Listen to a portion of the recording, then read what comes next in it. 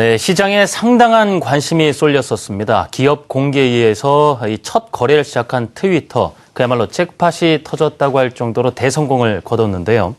자, 그런데 이 미국 주가, 이 뉴욕 증시 3대 지수 모두 오히려 낙폭이 상당히 크게 떨어지고 있습니다. 이 때문에 한동안 논란이 가열됐었던 미국 증시, 이 본격적으로 거품이 붕괴되는 것 아니냐 하는 시각이 나오고 있습니다. 오늘 이와 관련된 내용 한국경제신문사 한상준 논설위원과 나눠보도록 하겠습니다. 위원님 안녕하세요. 네, 안녕하십니까? 예.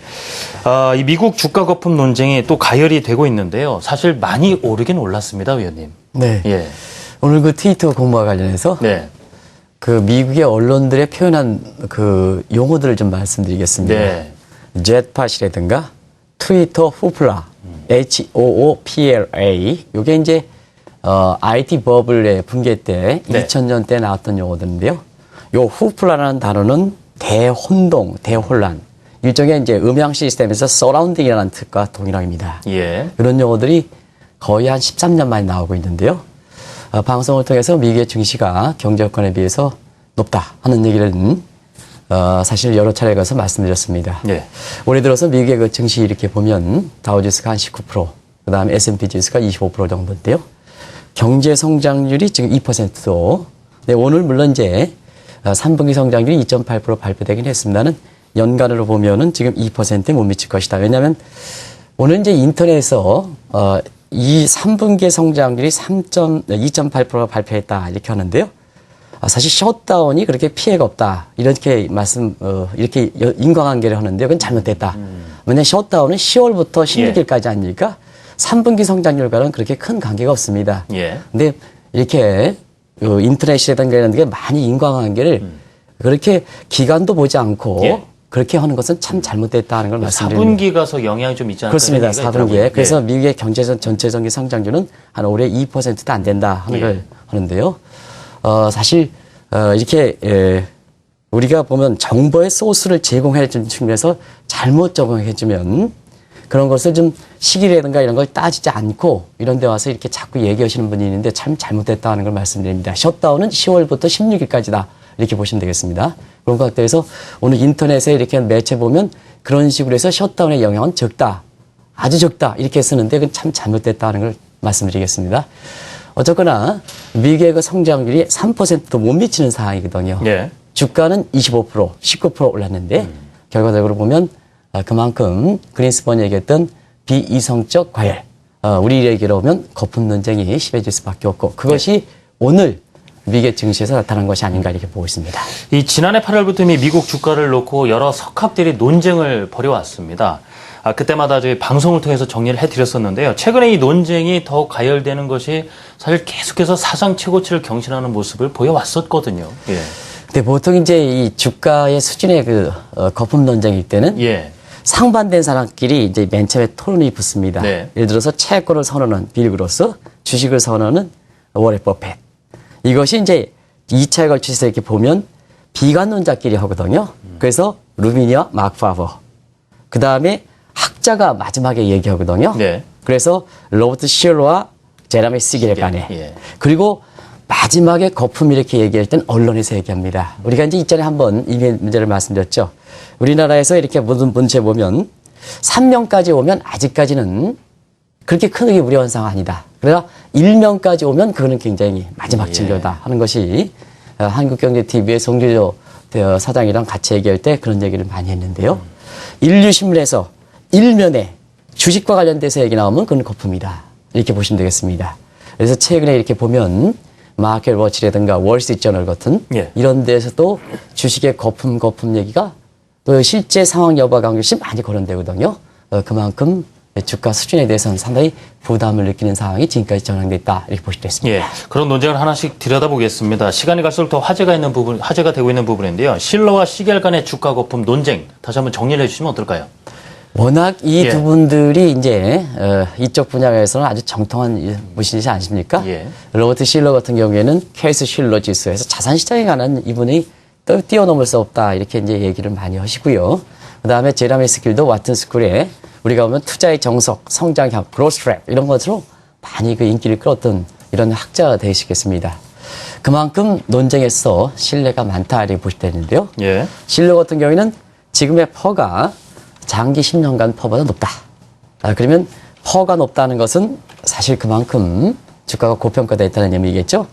그러나 시겔 같은 경우에는 통계 오류다. 아직까지 주가가 이렇게 유망하다. 이렇게 이제 얘기를 하고 있는데요. 이것이 결국 두 학자가 워낙 유명하기 때문에 지금 월가에서도 사실 초미의 관심이 될 수밖에 없거든요. 그런데 문제는 그렇습니다. 어느 누가 맞든 간에 논쟁 그 자체가 일고 있다는 것은, 특히 학자 간의 논쟁 자체가 있다는 것은 그만큼 주가가 경제 여건에 비해서 많이 올라갔다는 얘기거든요. 그런 것이 지금은 굉장히 월가에서 화두가 되고 있다고 볼 수 있습니다. 예, 그렇군요. 이 두 석학 간의 논쟁 이후에요. 바로 얼마 전이었습니다. 한 10월 30일쯤으로 기억을 하는데요. 마켓워치에서 이 주가가 거품이 있다라는 5가지 징후를 게재해서 상당히 화제가 됐었습니다. 오늘 새벽에 끝난 뉴욕 증시에서 다시 한번 이게 화두가 됐죠. 트위터가 사실상 후플라라는 이러한 그 대혼동 사건이 있었기 때문에 이 마켓워치가 지적했던 5가지 사항, 이것이 더 이렇게 표적으로 와닿는 이런 분위기가 오늘 그 새벽에 끝난 뉴욕장이 아닌가 생각하는데요. 간단히 좀 말씀드리겠습니다. 그리고 오늘도 시간이 좀 부족해서 그런지 진행자가 좀 서두르는 감이 있어서 간단하게 말씀드리겠습니다. 현 그 주가 수준이 1996년과 같다. 이 1996년을 비교하는 것은요. 이게 그린스펀이 비이성적 과일이라는 용어를 처음 만들 때입니다. 지금 월가에서 비이성적 과일 얘기가 많이 나오는데요. 이때 나오거든요. 이때 얘기하고 나서 미국의 주가가 폭락했습니다. 그렇기 때문에 지금 월가에서 이 비이성적 과일, 비이성적 과일이라는 게 관심을 둘 수밖에 없거든요. 그래서 일단은 현재 퍼가 1996년 비이성적 과일 수준과 이렇게 비슷하다. 그리고 우리가 보면 이 사람이 어떤 정체성이 있거든요. 그 정체성이 벗어나면 소위 좀 이렇게 또라이다 이런 표현을 쓰거든요. 근데 루미니어스 같은 경우에는 비관론자 이렇게 했는데요. 최근에 보면 주가에 대해서 낙관론을 제시하고 있습니다. 이런 것이 이제 두 번째 거품 징후다 이렇게 보실 수 있고요. 투자자들이 전부 채권을 외면합니다. 이거는 증시의 오버슈팅 현상이다. 이렇게 보시면 되겠습니다. 이런 것이 최근에 현상이 발생하고 있다 이렇게 보실 수 있고요. 오늘도 트위터가 공모를 했습니다는 모두가 자금 조달할 때 증자라든가 IPO를 한다. 우리가 자금 조달할 때는 여러 가지 방법이 있어요. 은행 대출도 해야 되고 회사채도 조달해야 되고 증자 이렇게 해서 골고루 해야 되는데요. 모두가 증자를 간다. 모두가 IPO를 간다 하는 것도 과일징후다. 그리고 오늘도 그 트위터가 쭉 초반에 올라갔다가 마지막에는 퍽 떨어지는 이런 것이 뭐냐. 개인이 하루에 데이 트레이딩하는 단타 매매에 치중한다 하는 이런 얘기거든요. 이런 현상이 마켓워치에서 지적했던 내용들이 오늘 미국 증시에서 고스란히 쏟아지다 보니까 이것이 관심이 되고 있다고 볼 수 있습니다. 그렇군요. 이 참 언론의 영향력이 만만치 않은 부분이어서요. 이 마켓워치에 이어서 월스트리트 저널까지도 2000년 전후의 IT 거품 붕괴 현상과 정말 비슷하다라고 하다 보니까 우려감이 더 커지는 상황입니다. 네. 저도 이제 미국에서 활동할 때 보면 월스트리트 저널은 그 광고라든가 이런 것을 좀 미국의 그 금융가들이 많이 주기 때문에 웬만해서는 자기 고객에 해당되는 이러한 미국 증시에 대해서 그렇게 비적 부정적으로 쓰지는 않습니다. 근데 최근에 월스트리트 저널이 특히 나스닥과 관련된 이렇게 IT 업종과 관련해서 여러 가지 얘기를 했죠. 일단 지난 1년 동안 보면 일부 그 업종 같은 경우에는 사실 300%까지 급등했습니다. 그리고 그런 걸 분위기를 타서 트위터 같은 경우에도 공모에 대단히 성공하는 모습이 보인 거 아니겠습니까? 그런 측면에서 보면 사실 월스트리트 저널이든가 이런 데는 2000년 전후에 해서 IT 버블이 붕괴될 때 그때 상황과 비슷하다 하는 얘기를 지적하고 있거든요. 그런 각도에서 오늘도 이 트위터가 후프라는 서런딩이라는 이런 용어가 나올 13년 만에 나올 정도로 지금 대단히 혼란 상황이 겪고 있다 이렇게 볼 수 있습니다. 이 비관적인 얘기 계속 이어가게 되는데요. 이번 주 들어서도 또 중요한 또 눈길이 가는 얘기가 있었습니다. 노무라 증권에서도 전망을 내놓은 것이 이제 미국 증시가 내년 2분기 이후에 지금의 최대 50% 폭락을 할 것이다. 이런 예상을 내놨었거든요. 어떤 근거에서 이런 비관론이 나왔을까요? 우리가 이제 논쟁이 시청자분도 반드시 아셔야 됩니다. 논쟁이 비관적이다. 이건 아닙니다. 우리가 현상을 보다 정확히 지적하자 하는 얘기고요. 논쟁 자체가 한다고 해서 이것이 비관적 얘기다. 제가 오늘 아침부터 그 시청자분한테 기분 나쁜 소리 하는 거 아닙니다. 우리가 현상을 정확히 예. 짚어보기 위해서는 그렇죠. 지금의 그 논쟁에 대해서 우리가 한번 자세히 보자. 어떤 쪽에서 거품 얘기가 나오는가. 어차피 투자자분이니까 시청자분은 자기 재산에 보호해줘야 되는 사람이거든요. 그러면 자꾸 증시를 낙관노 땜질을 하면 안 된다는 의미입니다. 예를 들어서 자 우리 그 리서치 센터장들 일부 같은 경우에는 9월 초까지만 하더라도 2,000선 넘지 않는다. 네. 그러다 곧바로 외국 자본 들어오다 보니까 연내 2,300 간다. 최근에는 그것이 내년을 간다. 이렇게 해서 조금 이렇게 하지만 연내 2,300 간다 하는 것이 엊그제 일이었었거든요. 근데 지금 이와 같은 상황이 발생하고 있다는 의미입니다. 그래서 이러한 논쟁을 우리가 알아보는 것은 일부러 증시를 비관적으로 보는 건 아닙니다. 저는 증시를 절대 비관적으로 보지 않습니다. 그러나 우리가 이런 논쟁을 정확히 보는 것은 내 재산을 보호하는 측면에서 우리의 영향력이 높은 미국 증시라든가 이런 것을 한번 실상을 보자는 얘기거든요. 돈은 어떤 차갑게 쪽으로? 대하라고 이제 냉정하게 보자라는 그렇습니다. 거죠. 예. 그런 측면에서 논쟁 자체가 비관적인 아니다 하는 걸 분명히 말씀드리고요. 그래서 시청자분도 이 논쟁에 대해서 실체를 정확히 이해하실 필요가 있다 이렇게 보시면 되겠습니다. 네. 그런 각도에서 최근에 그 노무라 증권이 사실 노무라 증권은 이 주가 전망에 대해서 그렇게 저희 국제금융시장 25년 종사하는 네. 주가에 대해서 그렇게 많이 얘기하지는 않습니다. 이런 노무라 증권이 최근에 보면 내년 1, 4분기까지는 지금의 후플라 현상이 지속된다. 네. 이어지 못하는 이런 현상이. 그래서 비이성적 과열 아닙니까? 그죠? 예. 이런 현상이 된다. 그러나 그 이후에는 맞든 틀리든 간에 50% 정도 폭락한다 하는 얘기는 그만큼 주가 수준이 경제 효과에 비해서 굉장히 상당히 높게 와 있다 하는 예. 그런 것을 이렇게 시그널을 주는 거다 이렇게 보시면 되겠습니다. 예. 이 사실 주가 예측이요. 신도 모른다 할 만큼 상당히 어려운 것 아니겠습니까, 네. 위원님? 미국 주가 거품 논쟁이 그만큼 현 주가 수준이 부담스럽다는 의미인데 과연 투자자들은 어떻게 할 것인가가 제일 중요한 부분입니다. 예. 예, 투자자분들은 논쟁 자체에 대해서 유념할 필요가 있다. 예. 이렇게 주식 투자 같은 경우에는 우리가 그렇습니다. 우리가 이제 강의를 할 때 한 3, 4년은 잘한다. 예. 우리가 3, 4년은 스텝 바이 스텝식으로 재산을 잘 하시다가 어떤 때 뭐냐. 1997년 외환위기, 예.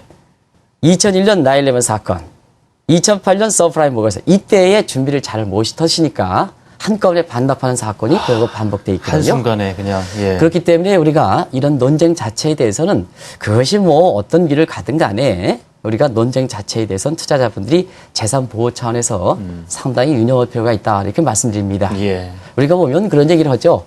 이 주가가 미리 예측을 하지 못하고 뒤늦게 낙관론을 보면 한번 보시기 바랍니다. 저도 이제 우스갯소리로 자 그동안 미국의 그 외국인들 같은 경우에는 이번에 한국 국내 증시에서도 주가 상승으로 보면 한 7에서 8%, 한 차익으로 또 7에서 8% 하면 벌써 한 15% 내지는 20% 정도 이렇게 수익이 난 상태거든요.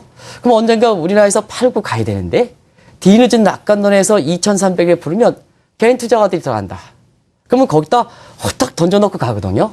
그러면 한국의 국부 유출이 계속해서 반복이 유출되는 사건이 발생하거든요. 예. 그런 측면에서 우리가 이런 논쟁에 대해서 보는 거지 앞으로 뭐 주가를 비관적으로 본다 이런 얘기는 아닙니다. 예. 분명히 네. 그런 각도에서 다시 한번 좀 말씀을 드리고요.